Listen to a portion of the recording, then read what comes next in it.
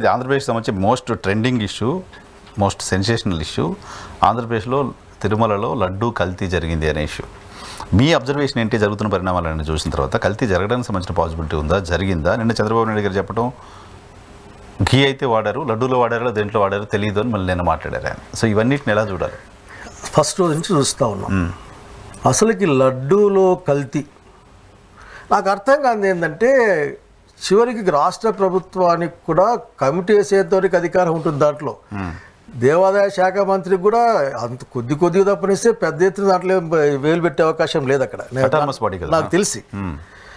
ఈ మధ్యన మారింది తెలియదు కానీ వాస్తవానికి అది ఒక్కసారి దాంట్లో పోయినాక ఈఓ జేఈఓ అందరూ ఆఖరి వాళ్ళే రాజుల్లా వ్యవహరిస్తూ ఉంటారు అక్కడ ఆఖరికి. అటువంటప్పుడు అక్కడ సభ్యులు హిందువులు, పనిచేసే వాళ్ళు హిందువులు, తయారు చేసే వాళ్ళు హిందువులు. మరి అంటే సర్టిఫైడ్ నెయ్యి మనలోకి వచ్చినప్పుడు సర్టిఫికెట్ ఇచ్చినవాడు తప్పించినాడా? ఎవరు సర్టిఫికెట్ తప్పించారు? వాళ్ళు తిరుపతిలో లడ్డు కానీ అన్ని విషయాలు చెక్ చేస్తారు, చెక్ చేస్తారు. మీరు చెక్ చేసేటప్పుడు ఆ మాత్రం అర్థం కాదా? తెస్తే నాణ్యత లోపం ఉంటే వెనక్కి పంపిస్తారు. అలా వెనక్కి పంపించిందే ఇప్పుడు టెస్ట్ చేసింది, వెనక్కి పంపిస్తారు. వాటి ముందుకు పంపరు కదా. ఏదైనా కంపెనీ తక్కువ నాణ్యతతో ఇస్తే దాన్ని చేస్తాము, డబ్బులు ఇంపోయా నీకు అంటాము, లేకపోతే బ్లాక్ లిస్ట్లో పెడతాము. ఎప్పుడు కూడా తిరుపతి తిరుమల దేవస్థానం నెయ్యి అమ్మడానికి వీలే లేదని చెప్తాము. అటువంటి ప్రక్రియ ఏంటో చెప్పాలి కదా మనకి. ఊరకనే ఒక పొలిటికల్ మీటింగ్లో, పార్టీ మీటింగ్లో మాట్లాడడం, అక్కడి నుంచి దాన్ని ఇంకొక ఆయన దాన్ని తలకెత్తుకోవడం, అర్థం కలిపినారు లేదు తెలియదు. నిన్న ఇంత రిపోర్ట్ చూశాను, నిన్న మా అబ్బాయి చూపించాను నాకు. చూస్తే దాంట్లో ఉండొచ్చు, జరగచ్చు, అంతే ఉందేమో. దాంట్లో పామాయిల్ కూడా ఉండొచ్చు, దాంట్లో ఉంది. పామాయిల్ ఈ రోజున జంతు సంబంధమా లేక వృక్ష సంబంధమా దాన్ని ఎక్కడ తేల్చింది నేను ఆఖరికి. సో సిస్టమ్ ఉంది, సిస్టంలో పనిచేస్తూ ఉంది. ఆ సిస్టమ్ ఫెయిల్యూర్ అయితే ఆ సిస్టమ్ ఫెయిల్యూర్ కారణం ఎవరో చూసుకోవాలి. అది కాకుండా దాని వెంటనే పొలిటికల్గా మార్చేసి మతాలని దాంట్లో తీసుకొచ్చి కడపలకి చెప్తే ఎట్లా? తిరుపతి గురించి ఉనికి చేస్తారు కడపళ్ళు, చిత్తూరోళ్ళు. వాళ్ళు ఏ మతంలో ఉన్నా ఉనుకుతారు అట్లా ఆఖరికి. ఆ దేవుని గురించి మాట్లాడాలంటే ఎందుకు వదిలేమని చెప్తారు.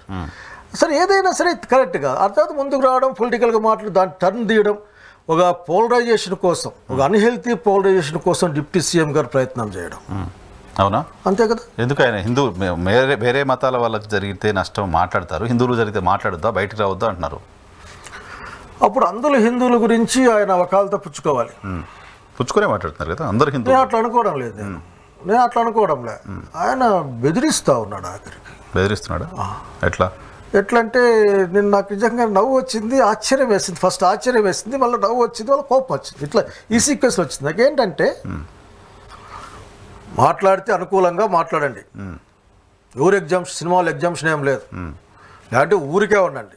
మీరు అడ్డం మారితే మీ సంగతి తెలుస్తామని అంటే పదాలు మార్పు ఉండొచ్చు కానీ అనే విధంగా బెదిరించి, ఎవరో పాపం ఆ పిల్లోడు కార్తీ అనే పిల్లోడు ఏదో మాట్లాడితే అతన్ని బెదిరించి, ఆ ప్రకాష్ రాజు ఏదో సరిగ్గా చూసుకొని పోయంటే అతన్ని బెదిరించి, ఎవరైనా మాట్లాడితే వీలైతే మేము దాడి చేపిస్తామని చెప్పేసి దాడి కూడా చేయించిన సంగతి చూసాం మనం, ఏదో ఒకరి మీద. So what is this? అక్కడ ఏదో ఉంటే మాట్లాడదాం. అన్ని మతాలు జరిగితే ఎందుకు, అన్ని మతాలు జరిగితే ఎగేసుకుపోయిన సంగతి నాకు చెప్పండి, ఎవడన్నా కానీ చెప్పండి. ఎందుకు ఈ చంద్రబాబు నాయుడు గారు, జగన్మోహన్ రెడ్డి గారు, పవన్ కళ్యాణ్ గారు మణిపూర్లో అంత విధ్వంసం జరుగుతూ ఉంటే ఇప్పటికి కూడా తెక్కు ఉంటే ఒక మాట మాట్లాడారా? ఒక్కరు మాట్లాడాల, మళ్ళీ ఒక్కరు మాట్లాడాల, ఒక్కరైనా? 3 పార్టీలు మాట్లాడలేదు కదా. మరి ఏం మాట్లాడతారు వీళ్ళు? ఎవరి గురించి మాట్లాడతారు? అంటే వీళ్ళకి ఏదో లోపలి ఒక ఇన్స్ట్రక్షన్ వచ్చింది. బహుశా అనుకుంటున్నా అంటే ఇతని మధ్య జనసేన పార్టీని బీజేపీ పార్టీగా మార్చేశారని, వాళ్ళ ఇన్స్ట్రక్షన్స్తో చేస్తున్నారని. లేకపోతే ఏంటిది? కూర్చో నెయ్యిలో కలిసి ఎక్కడ జరిగింది తేల్చే బాధ్యతలో, తేల్చే పొజిషన్లో ప్రభుత్వంలో ఆయన ఉన్నారు కదా. తెలుసుకో, కూర్చో, ఎవరొద్దన్నారు. ఒకవేళ ఎవరైనా సరే తక్కువ నాణ్యత దగ్గర నెయ్యి నిలువలు పంపించినాన్ని ప్రూవ్ అయితే ఏమి చర్య ఉంటే ఆ చర్య తీసుకో, ఎవరొద్దన్నారు. నేను నిజంగా నేను బాధపడ్డా. ఏదబ్బా తిరుపతిలో అంటే మేము పిల్ల ఉంటే దేవుని దగ్గర పోయేవాళ్ళం కదా, ఏందబ్బా అనుకున్నాం, బాధపడ్డాం. కానీ దాన్ని ఇంకోటి ఇక్కడ మాట చెప్పాలనుకున్నాం. దేవుని ఇష్యూని ఆ విధంగా టర్న్ చేస్తారు, పొలిటికల్గా దాన్ని టర్న్ చేసుకోవడం అనేది రాంగ్.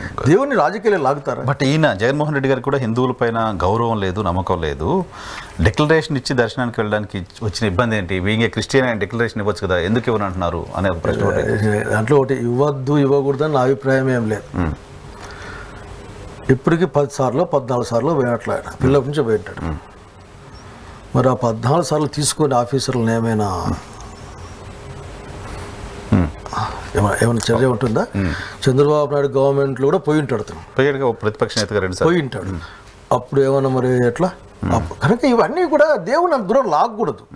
ఇప్పుడు ఉదాహరణకి మనం వెళ్తాం, మనం చర్చికి వెళ్తాం, మసీదుకి వెళ్తాం, మనం సంతకాలు పెట్టిపోతున్నామా? ఏమన్నా పోతాం, కూర్చుంటాం, ఆమెను అంటే ఆమెను అంటాం, మనం ఇట్లా అంటాం, ఆమెను కూడా ఇట్లే అంటాం, మనకి వాళ్ళ బాగా తెలీదు, ఇంకోటి చేస్తాం. అంటే అది పక్క మతాన్ని గౌరవించడం. అది అట్లాగే దేవుడు అనే ఒక విశ్వాసం పట్ల నమ్మకాన్ని, భయాన్ని కలిగి ఉండడం. అవి అతనికి ఉన్నాయా లేదా? పోతే అతను పోవద్దు, అసలు రావద్దు. ఏంటిది ఇది? It is not right. కానీ అబ్దుల్ కలాం లాంటి వాళ్ళు డిక్లరేషన్ ఇచ్చారు, సోనియా గాంధీ గారు లాంటి వాళ్ళు ఇస్తారు. ఇప్పుడు ఇచ్చారు. జగన్మోహన్ రెడ్డి గారికి ఏంటి ఇబ్బంది అని ఏంటి ఈరోజు అడిగే పాయింట్ ఏంటంటే, డిక్లరేషన్ ఇవ్వడం ఇవ్వకపోవడం ఇష్యూ కాదు. టెంపుల్ దగ్గరకు వచ్చినాక పేపర్ ముందు పెట్టి సంతకం పెట్టాను అడుగు, లేదంటే పంపలేము సార్ అని చెప్పు. అంతే. లోపలికి వచ్చిన తర్వాత సార్ మేము పంపలేము సార్, లేదంటే పంపలేము జగన్ రెడ్డి గారు, అందుకంటే ఇట్లా రూల్స్ మారాయి, లేకపోతే ఇట్లా ఖచ్చితంగా అమలు చేస్తాను, సంతకం పెట్టుకోండి. అప్పుడు సంతకం పెట్టండి అంటే ఇష్యూ. కానీ ముందే డిక్లరేషన్ ఇచ్చిరా రా అంటే ఎట్లా? It's not right.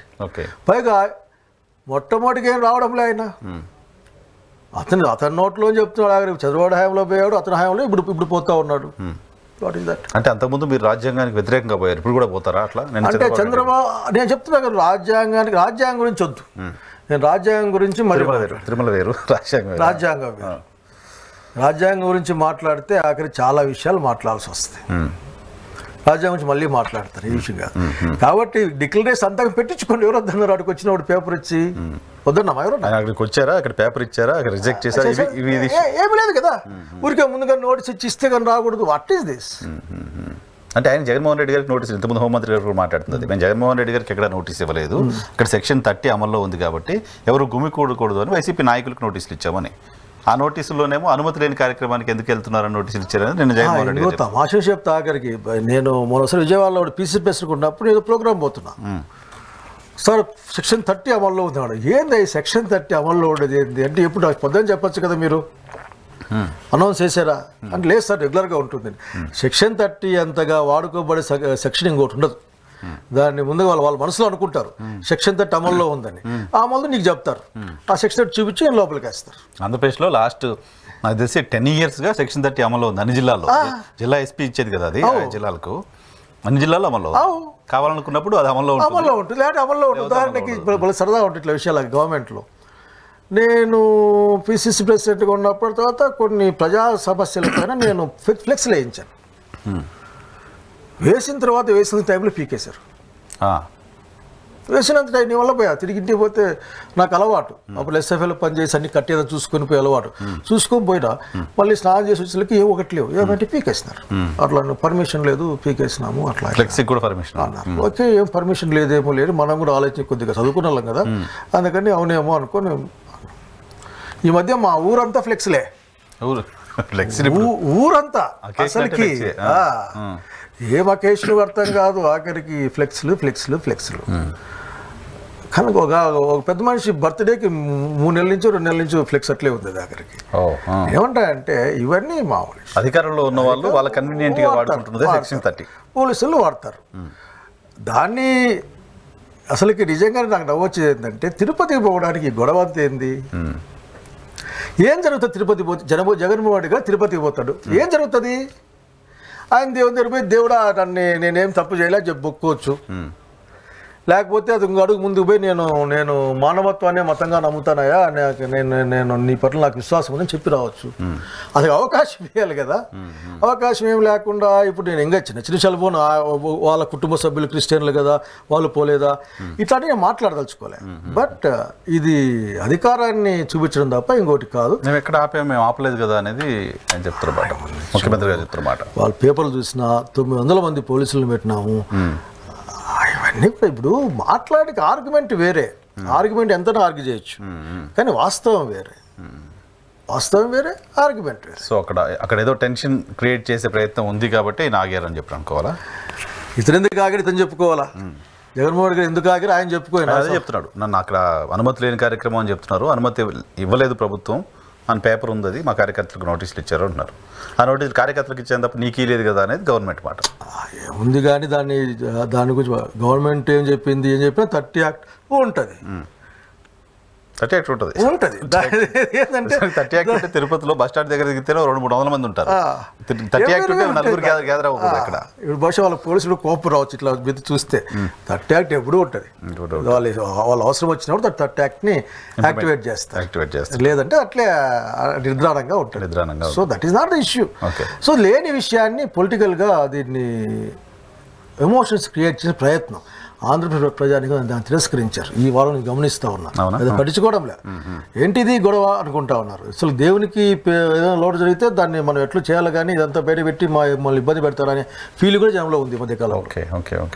కాబట్టి జగన్మోహన్ రెడ్డి గారు ఒకడే పోయిండొచ్చు, ఆయనకి సలహా అది ఏముంది, గుంపు లేకుంటే ఒకడే పోయి దండం పెట్టుకుని రావచ్చు. ఏమి వాడేది ఇష్యూ, బయట నుంచి దండం పెట్టుకుని రావచ్చు. నిజంగా దండం పెట్టుకుని అట్లా ఉంటే. కాబట్టి ప్రతి మాటకి అసలుకి అనంతపురం జిల్లాలో దాదాపు 50% పైన పంట వేయలే సార్. వర్షాలు లేక. మొన్న వచ్చిన మాకు వర్షాలు రావు, మాకు ఏ దాతలు సాయం చేయరు. మేము నిరంతరం చచ్చిపోతూ ఉంటాం. ఆఖరికి మా రైతాంగం ఆత్మహత్యలు చేసుకుంటూ ఉంటారు మా వాళ్ళు, కానీ మాకే సాయం రాదు. ఆ చర్చ కూడా లేదు, ఉండదు. ఎందుకంటే రోజు చచ్చే వాళ్ళకి ఏముంటుంది, పాపం రోజు చచ్చిపోయేవాళ్ళం ఆఖరికి. సో దాని గురించి మాట్లాడేవాళ్ళు లేరు. ఈ ఇష్యూస్ అన్ని ఆఖరికి కులం ప్రాంతం ఇష్యూస్ అయిపోయినాయి. అసలుకి అనిమల్ జంతు సంబంధమైన అంటే నాకు ఫ్రెండ్ అడిగారు నన్ను. మీరు డాక్టరే? మీకు నేను డాక్టరే ఆఫ్ కోర్స్, చదువుకున్నాను చాలా ఏం లేదు, 20 ఏళ్ళు దాదాపు. నన్ను ఒక సీరియస్గా నా ఫ్రెండ్ అడిగారు, నా క్లాస్మేట్. మా వాట్సాప్ గుంపుల్లో ఉంది అది కూడా. వేసేసి పాలు, పెరుగు, వెన్న, నెయ్యి ఇవి జంతు సంబంధంగా తేల్చరా అని పెట్టాడు. వాడు భక్తులు కావద్దనుకో, ఒక చాలా భక్తుడు, పొద్దున మధ్యాహ్నం రాత్రి దేవుని మొక్కని బయటరాడు.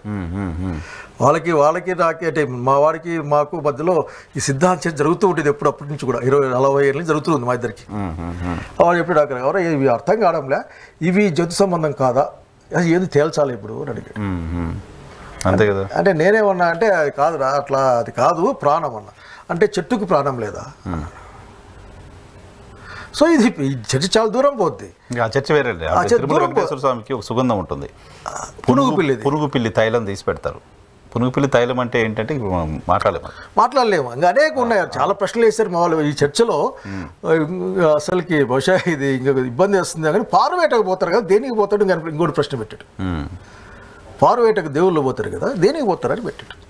అంటే దేవుని గురించి చర్చ ఎక్కువ చేయకూడదు. అదే సరే, ఇప్పుడు అడల్ట్ ఫ్యాట్ కలపకూడదు, కలిపారు అనేది పాయింట్. అది వాడారా లేదనేది చర్చ.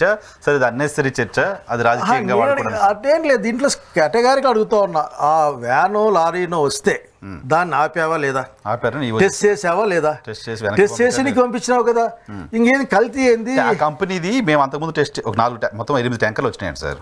8 ట్యాంకర్లో 4 ట్యాంకర్లు ఏమో యాక్సెప్ట్ అయిపోయినాయి, టీటీడీ టెస్ట్లో వాడారు. 4 ట్యాంకర్లు రిజెక్ట్ అయినాయి. ఈ రిజెక్ట్ అయిన శాంపిల్స్ గుజరాత్కి పంపించారు. దాంట్లో ఏదో జంతువులకు సంబంధించి కలిసింది. సో ఇది వాడారు అనేది ఈ 4 ట్యాంకర్లు కూడా ఉందంటే దాంట్లో కూడా ఉండొచ్చు అనేది అజంప్షన్. ఎట్లా టెస్ట్ చేసాం కదా, టెస్ట్ చేసి ఓకే పంపించారు కదా. అది నిజానికి ప్యానిక్ టీటీడీ వైపు నుంచి క్లియర్ చేయాల్సింది, వాళ్ళే రేజ్ చేస్తున్నట్టు పెంచి దాన్ని పెంచి చివరికి ఈఓలు కూడా వచ్చి మాట్లాడి, వాళ్ళు అసందిగ్ధంగా మాట్లాడి, రాసిన దానికి ఒకటి, చెప్పేది ఒకటి, సంతకం పెట్టింది ఒకటి, ఇట్లా మాట్లాడుతూ ఉంటే భక్తులు ఏం కావాలా? అక్కడ హిందూ సెంటిమెంట్ కంటే కూడా అసలు హిందూ సెంటిమెంట్ అదే డిఫరెంట్ డిస్కషన్. పవన్ కళ్యాణ్ గారు దేని గురించి మాట్లాడుతున్నారు అనేది వెరీ డిఫరెంట్ డిస్కషన్. మరి దుర్మార్గం ఏంటంటే మొన్న ఇంకో చర్చ విన్నా నేను, బీబీ నాంచారం ఎట్లా చేసుకుంటాడు అని కూడా ఏంటి ఇది, ఎక్కడ తీసుకెళ్తా ఉన్నారు అంతా వీళ్ళు.